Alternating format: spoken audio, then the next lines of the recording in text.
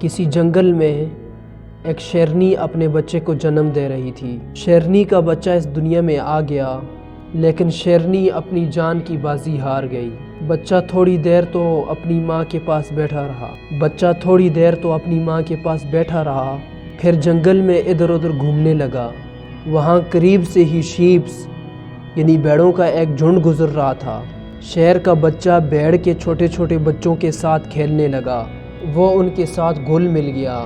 بھیڑوں نے بھی اسے اپنے غول کا حصہ سمجھ کر اپنا لیا۔ یوں شیر کا بچہ بھیڑوں کے اس جھنڈ کے ساتھ سفر کرنے لگا، ان کے اندر ہی پرورش پانے لگا۔ وہ ان کے ساتھ ہی رہتا، ان کی طرح اٹھتا بیٹھتا، حتیٰ کہ وہ ان بھیڑوں کی طرح گھاس پھوس سے ہی اپنا پیٹ بھرتا تھا۔ وہ باقی سب بھیڑوں کی طرح اپنے آپ کو ایک بھیڑ ہی سمجھتا تھا۔ وہ ان بھیڑوں کے درمیان بڑی خوش و خرم زندگی گزار رہا تھا۔ اس کے ذہن میں کبھی یہ خیال نہیں آیا تھا کہ وہ ان سے مختلف ہے یا وہ ایک شیر ہے۔ وہ تو جنگل کا بادشاہ ہے۔ وہ کبھی شیر کی طرح غرایا نہیں تھا، کبھی سر اٹھا کر شان سے کھڑا نہیں ہوا تھا۔ وہ اپنے آپ کو بھیڑ ہی سمجھتا تھا، کیونکہ اس کے آس پاس سب بھیڑیں ہی بھیڑیں تھیں۔ وہ باقی سب بھیڑوں کی طرح سر جھکائے گھاس پھوس چگتا ہی رہتا تھا۔ آہستہ آہستہ شیر کا وہ بچہ بڑا ہوتا گیا، جوان ہو گیا۔ وہ ایک خوبصورت جوان شیر بن گیا تھا۔ بھیڑوں کو اس سے کوئی ڈر نہیں لگتا تھا، کیونکہ بھیڑوں کو اس کی عادت ہو چکی تھی، وہ اس سے مانوس ہو چکی تھی۔ ایک دن ہلکی ہلکی دھوپ میں جب بھیڑیں گھاس چر رہی تھی، تبھی انہیں ایک شیر کی داڑ سنائی دی۔ ایک شیر نے ان کے جھنڈ پر حملہ کر دیا تھا۔ ساری بھیڑیں جان بچانے کے لیے بھاگ رہی تھی۔ شیر کا وہ بچہ جو بھیڑوں کے درمیان پلا بڑا تھا، وہ بھی ان کے ساتھ ہی بھاگ رہا تھا۔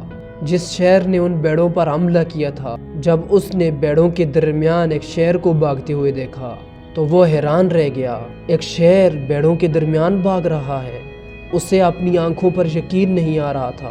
ایسا کیسے ہو سکتا ہے؟ وہ سمجھ نہیں پا رہا تھا۔ اس بوڑھے شیر نے اس نوجوان شیر کو پکڑنے اور اس سے پوچھ گچھ کرنے کا فیصلہ کر لیا۔ تھوڑی سی بھاگ دوڑ کے بعد آخر کار وہ اسے پکڑنے میں کامیاب ہو گیا۔ تم مجھ سے بچنے کے لیے کیوں بھاگ رہے ہو؟ تم ان بھیڑوں کا شکار کیوں نہیں کر رہے؟ بوڑھے شیر نے غصے سے پوچھا۔ شیر کا بچہ خوف سے کانپ رہا تھا، روئے جا رہا تھا۔ پلیز مجھے چھوڑ دو، مجھے مت مارو، میری جان بخش دو۔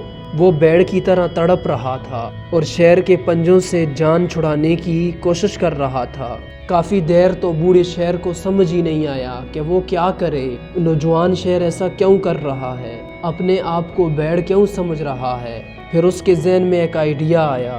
وہ شیر کے بچے کو گھسیٹتے ہوئے کھینچتے ہوئے جنگل میں موجود ایک جھیل کے پاس لے آیا۔ جھیل بالکل ساکن اور پرسکون تھی، بالکل ایک شیشے کی طرح۔ اس میں اپنا عکس دیکھا جا سکتا تھا۔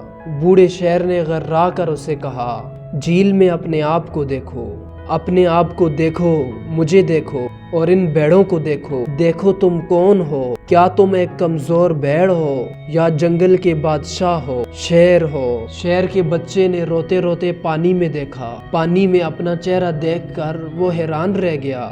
پہلی بار وہ اپنے آپ کو دیکھ رہا تھا۔ وہ کبھی اپنے آپ کو اور کبھی ساتھ کھڑے شیر کو اور کبھی بھاگتی ہوئی بھیڑوں کو دیکھتا۔ اسے حیرت ہوئی کہ وہ تو بھیڑ کی طرح نہیں دکھتا، بلکہ وہ پورے کا پورا شیر کی طرح دکھائی دیتا ہے، اس شیر کی طرح جس کے ڈر سے وہ بھاگ رہا تھا۔ اب اسے سمجھ آئی کہ وہ تو اپنی طاقت کو پہچان ہی نہیں پایا تھا، وہ تو ساری زندگی دھوکے میں رہا تھا۔ وہ ایک بھیڑ نہیں بلکہ ایک شیر ہے۔ اس کے بہتے ہوئے آنسو رک گئے۔ اس نے اپنا جھکا ہوا سر اٹھایا۔ اس کے جسم میں ایک عجیب سی سنسری دوڑ رہی تھی، ایک عجیب سی طاقت وہ محسوس کر رہا تھا۔ ایسا احساس پہلے اس کے اندر کبھی نہیں جاگا تھا۔ وہ تو جنگل کا بادشاہ تھا، اس کو اپنی پہچان مل گئی تھی۔ جھیل کے پانی میں اپنے عکس کو دیکھتے ہوئے وہ زور سے داڑا۔ اس کی داڑ سن کر درختوں پر بیٹھے ہوئے پرندے اڑ گئے اور اس کے وجود پر چھائی ہوئی بھیڑ بھی غائب ہو گئی۔ دوستو، یہ کہانی ہمیں ایک بہت ہی گہرا سبق سکھاتی ہے۔ ایک لمحے کے لیے آپ سوچیں کہ آپ اپنے آپ کو کیا سمجھتے ہیں، اپنے بارے میں، اپنی صلاحیتوں کے بارے میں آپ کا کیا اندازہ ہے؟ کیا آپ خود کو ایک ایوریج انسان سمجھتے ہیں؟ کیا آپ ایسے لوگوں میں تو نہیں گرے ہوئے جو چھوٹی سوچ، چھوٹے ذہن، چھوٹی اپروچ والے ہیں، جن کی سوچ ہے کہ زیادہ پیسہ کما کر کیا کرنا ہے؟ پیسہ تو برائیوں کی جڑ ہے۔ انسان کا بس گزارا ہونا چاہیے، دال روٹی چلنی چاہیے۔ اس شیر کی طرح جو بکریوں کے درمیان رہتے ہوئے خود کو بکری مان گیا تھا۔ آپ بھی خود کو کم تر تو نہیں سمجھ رہے، معمولی اور عام تو نہیں سمجھ رہے، آپ کی صلاحیتوں کو بھی زنگ تو نہیں لگ گیا؟ دوستو، اپنے آپ کو ایسے لوگوں کی کمپنی سے الگ کریں، اپنے اندر کے پوٹینشل کو، اپنی صلاحیتوں کو پہچانیں۔ آپ اس دنیا میں کچھ کر دکھانے کے لیے پیدا ہوئے ہیں۔ اس دن ہی انسان کی زندگی بدلنا شروع ہوتی ہے جب وہ خود پر یقین کرتا ہے، اس شیر کی طرح اپنی اصل طاقت کو پہچان لیتا ہے، اپنے اندر کی سچائی کو مان لیتا ہے۔